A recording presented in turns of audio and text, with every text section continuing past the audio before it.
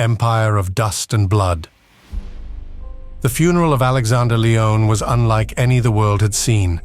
Billionaires, kings, warlords, and prime ministers gathered beneath a towering white tent in Nairobi, Kenya, to pay tribute to the man who had built an empire not with weapons, but with bricks, land, and silence. Alexander's death left behind more than just grief. It left power, raw, untouched, and dangerous. His real estate empire stretched from the gold-sanded coasts of Morocco to the glassy towers of Dubai, from the deserts of Sudan to the bustling metropolises of Johannesburg. But the most dangerous thing he left behind was indecision. The will was simple, too simple. To my wife, Bianca Leone, and my son, Maximus Leone, I leave everything. Let the empire choose its ruler. And so, the empire began to whisper. Chapter 1. The Queen and the Prince. Bianca stood in the top floor of the Leone Tower in Cairo, watching the city breathe beneath her. Her hair was tied back, streaks of silver glinting under the chandelier lights. In her hand, she held the original deed to their first property in Lagos, a memory of when she and Alexander were just dreamers. "Are you going to give it up?" a voice said behind her. She didn't turn. "Maximus." He stepped into the room, tailored in a midnight black suit, the red pin on his lapel shining like a drop of blood. Only 27, but already known in whispers as the Tycoon Prince. Ruthless, brilliant, and dangerously charming. "You built this with him," Maximus said, "but I was born in it.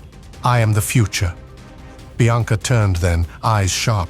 "You are my son, but you are not him, and you don't have the loyalty of the old guard." He smiled, slow and cold. "They will follow whoever controls the gold." She stepped closer, voice low and cutting. "They will follow whoever commands respect. And you, my dear, are still learning how to spell it." Chapter 2. The Split. Within days, the Leone Empire was split. CEOs, landowners, and private security teams picked sides. Those loyal to Bianca, older, wiser, part of the foundation, called themselves the Ivory Circle. Those loyal to Maximus, young, aggressive, tech-savvy, formed the Black Crest. War didn't come in bullets. It came in boardrooms, in legal loops, in hostile takeovers. Bianca seized control of the North African holdings, Morocco, Algeria, Egypt. Maximus retaliated by flipping key partners in the UAE and Qatar. But it wasn't just a fight over land. It was a war for identity, for legacy. At dawn, a blaze consumed one of Leone Holdings' most iconic properties, the Grand Meridian in Abuja, Nigeria. The luxury complex had once been the crown jewel of the empire's West African portfolio. Now it was ash and memory. Bianca stood in the ruins, silk scarf fluttering in the smoke, her heels crunching on broken marble. A man approached her, gray suit, no tie, Elias Karim, her most trusted lieutenant. "We found the accelerant," he said grimly. "Military grade. This wasn't sabotage, it was a message." Bianca didn't flinch. "Maximus? He denies it, but his people posted the Black Crest insignia hours before it happened, tagged all over our internal servers. They're claiming dominance." Bianca's voice was calm, dangerous. "Then we respond." Maximus paced in the glass-walled penthouse in Doha, overlooking the Persian Gulf. Screens lined the walls, stock markets, news alerts, satellite images of properties across 3 continents. A woman stood near the bar, swirling a glass of Shiraz. "Your mother is not to be underestimated," she said. Her name was Amira Halawi, once Alexander's legal advisor, now Maximus's secret weapon. "I'm not underestimating her," Maximus said. "I'm watching her bleed." Amira raised an eyebrow. "She's not bleeding. She's positioning. Abuja was a lure, Maximus. You bit too hard." He stared at her. "Then we bite again. Harder." Amira sighed. "She still holds the loyalty of the foundation board in Nairobi. The old men with the real signatures. Until they flip, you're a prince without a crown." Maximus walked to the window. His reflection stared back, hollow-eyed and sharp. "Then it's time they retire." Bianca arrived in Nairobi under heavy security, her motorcade weaving through streets lined with loyalists waving the Ivory Circle sigil, a white lion on black. Inside the Leone Foundation's boardroom, 13 men and women sat at a long obsidian table. Some had helped build the first skyscraper in Accra. Others had brokered land deals during civil wars. All of them owed Alexander, and most of them feared his widow more than his son. She spoke with measured grace. Maximus wants chaos. He believes fire earns obedience, but fire only burns. We build, we preserve. Chairman Ndlovu, the oldest of them, leaned forward. You speak of legacy, Bianca, but the boy speaks of the future. Can you hold both?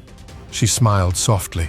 No, but I can guide the present, and that is where the battle is. The vote was unanimous. Bianca would retain chairmanship of the Leone Foundation. But even as the ink dried, word reached her that Maximus had moved. He had taken Riyadh. The Riyadh complex, 4 towers rising like obsidian spears into the desert sky, was once Bianca's pride. It was the only project she had overseen, from blueprint to ribbon cutting, built on nothing but ambition and sand. Now, it bore the black crest. Bianca watched the live feed from her war room in Casablanca. The footage showed Maximus standing on the helipad of the tallest tower, arms spread as drones flew overhead, projecting his insignia across the skyline. He wants a spectacle, Bianca muttered. Elias Karim nodded beside her. He's turning your work into his theater. Then let's bring down the curtain. She picked up the secure phone and made one call to Tunde Owolabi, the West African cyber warfare specialist she'd kept in the shadows. Once a ghost in the Nigerian tech underworld, now her scalpel. Unplug Riyadh, she said. Within 12 hours, the Riyadh complex went dark. No power, no Wi-Fi, no communication. The AI-managed security grid turned on itself. Elevators stopped mid-floors. Stockholders panicked. Clients fled. And as the chaos unfolded, Bianca's agents walked out of the building with hard drives, data cubes, and something Maximus didn't know he had already lost. The control codes to Project Sandspire, a massive development planned for the Red Sea coast worth billions. Maximus smashed a crystal decanter against the wall of his Dubai residence, shards glittering like stars on the floor. "How the hell did she get into my system?" he snapped. Amira stood calmly, reviewing the damage on her tablet. She didn't just get in. She knew about Sandspire. That was a closed file. She's bluffing. She's not, Amira replied. You have a leak. Maximus's eyes narrowed. Who? There was silence. Then a name neither of them wanted to say aloud. Dante, Maximus's half-brother, the secret child of Alexander Leone and a French diplomat, hidden for years, a ghost in their family story. Maximus had found him last year and tried to bring him in quietly, offering him a silent stake in the empire. But now, he's with her, Amira said, and he has the documents to prove lineage.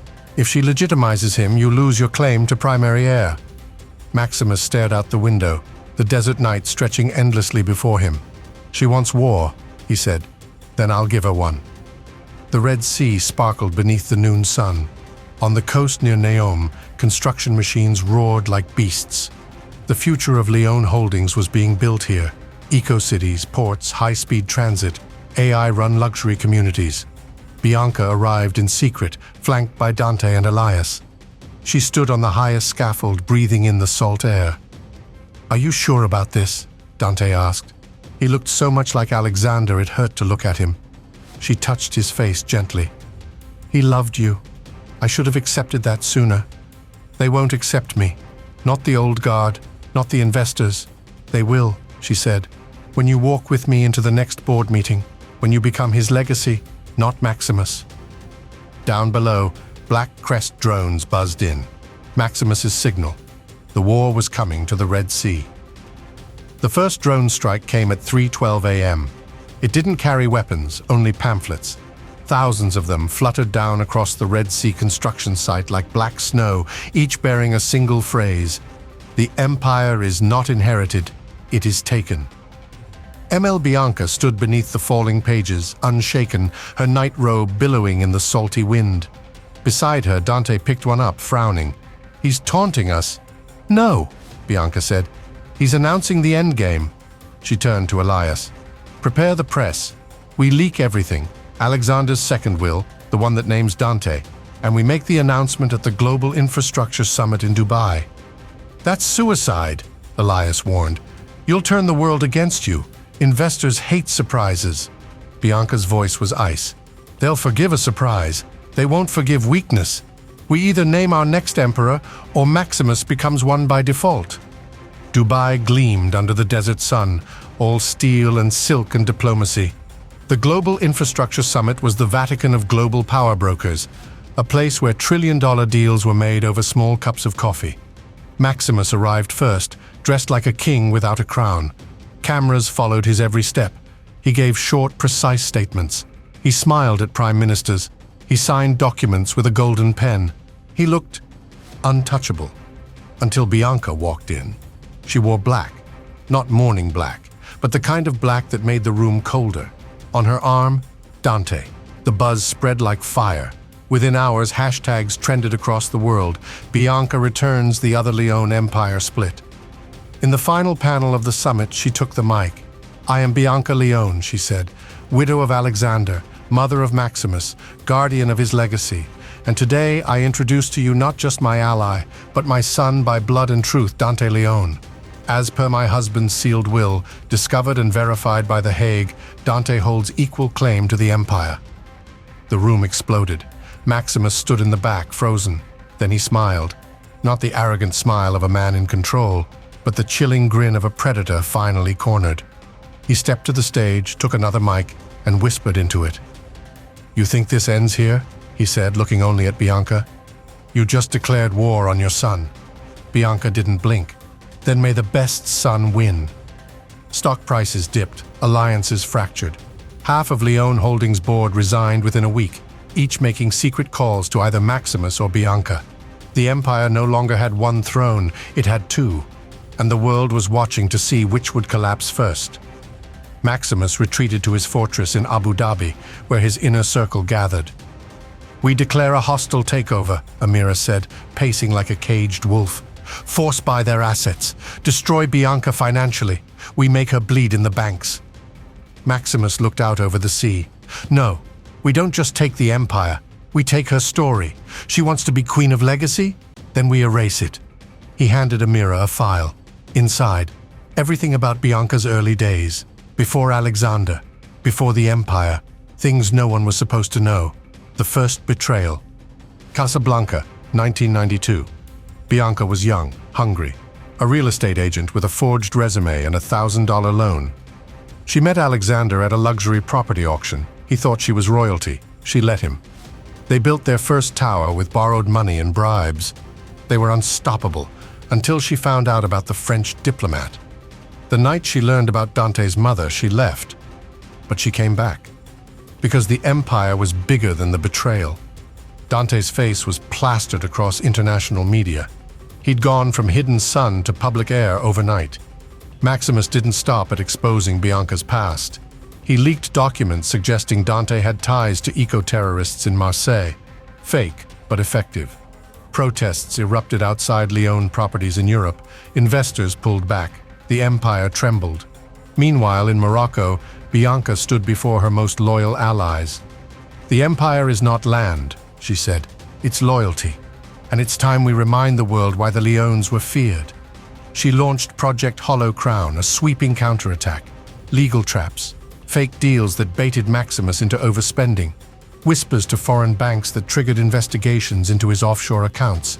And then, she made a personal move. She went to see Maximus, alone. The Leone Tower in Abu Dhabi was a steel giant, guarded like a fortress. Maximus waited for her in the rooftop garden. No weapons, just wind and silence. They stood face to face. "You don't have to destroy everything," Bianca said. "We could divide it. You and Dante. Build together. Rule together." Maximus's eyes glinted. "You think I want half of what's mine?" "It was never all yours." He stepped closer. "Then why did he teach me everything? Why did he make me watch his deals, sit in his war rooms? You think this is about money?" Bianca whispered, "I think this is about love." Maximus laughed, bitter.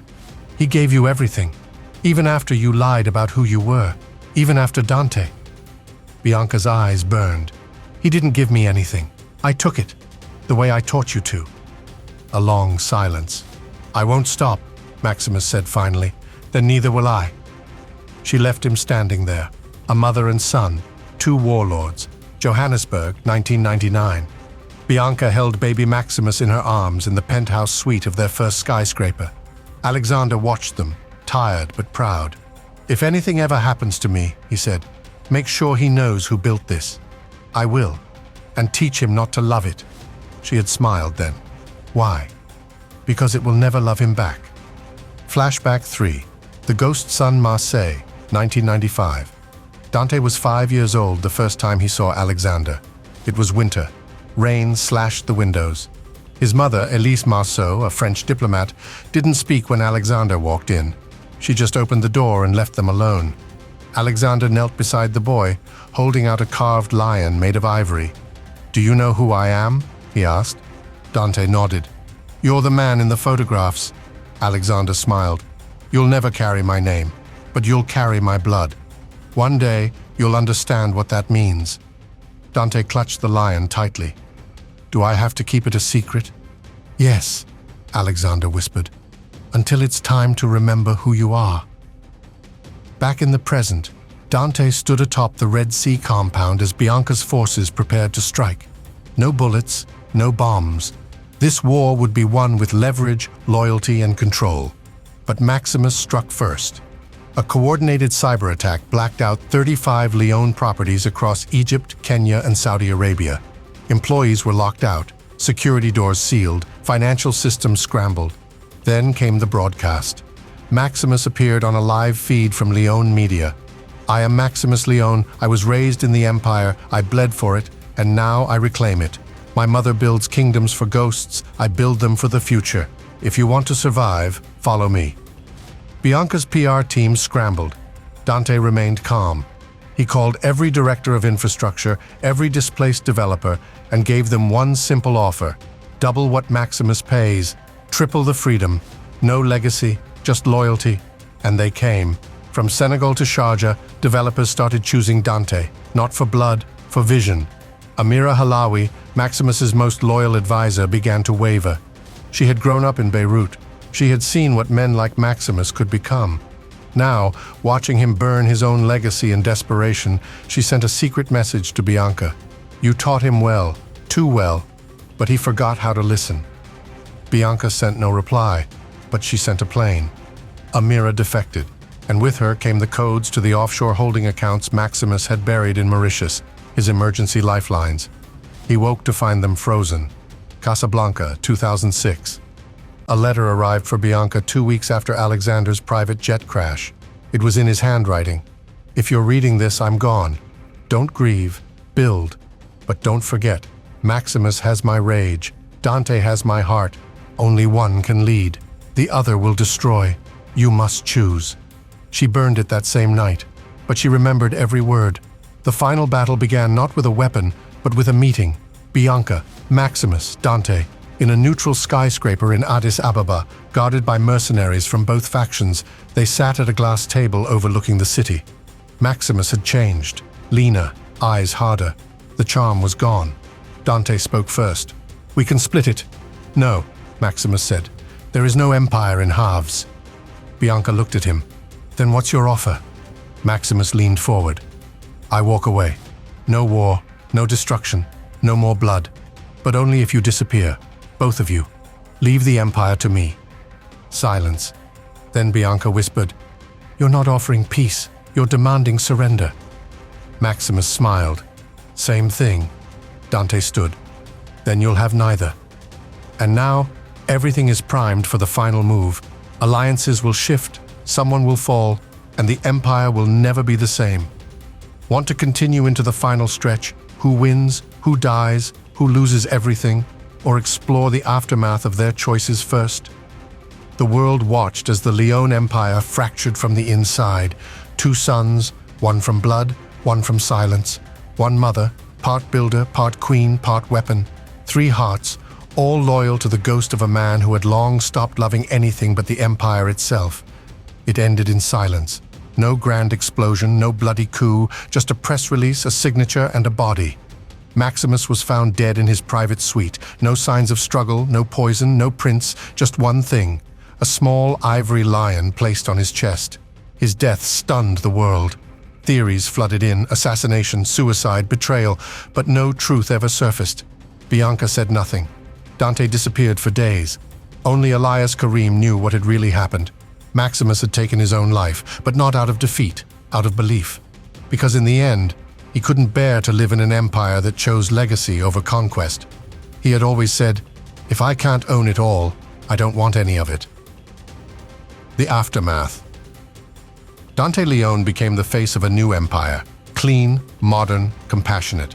He rebranded Leone Holdings under a new name, the Aureus Group, and shifted its focus towards sustainable cities, education infrastructure, and housing justice. He refused the title of CEO. Instead, he named himself custodian. "I didn't win," he once said in an interview.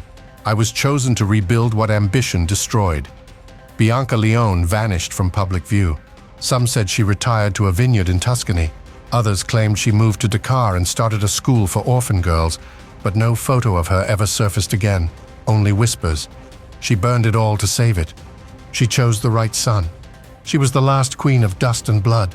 The Leone Tower in Cairo now bears a new name, the Maximus Center for Leadership. At its entrance stands a statue, not of Maximus or Bianca or Dante, but of Alexander Leone, one hand pointing east, the other clutching nothing. A plaque beneath it reads, "Empires do not fall, they transform, and those who believe they can own the world are the first to lose it."